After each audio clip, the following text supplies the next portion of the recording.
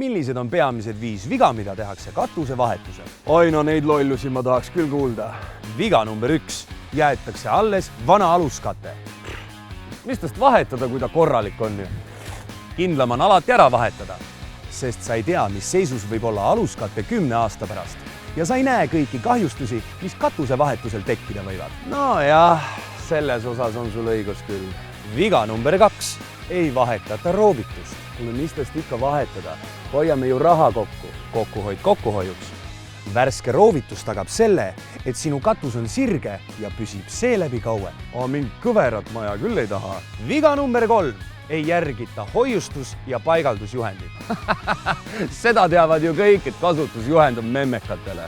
Noh, kui sa nii arvad, aga valesti ladustatud ja paigaldatud katusele ei kehti garantii.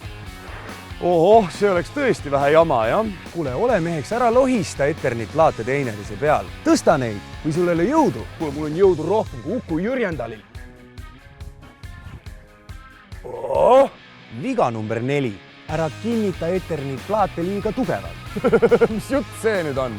Mida tugevamad, seda parem ju. Liiga tugevalt kinnitatud plaat võib aja jooksul kahjustuda, praguneda või murduda. Ei, seda küll ei tahaks, jah. Viga number 5. Ära palka paigaldama soss-seppa. Kuule, ei ole vaja kohe isiklikuks muutuda. Ei, vahva vunts oled, aga kindlasti mitte unistuste katuse-vahetaja. Ole sina targem kui soss-sepp ja ära tee neid vigu katusevahetusel. Pesta, kindlad katused, fantastilised fassaadid.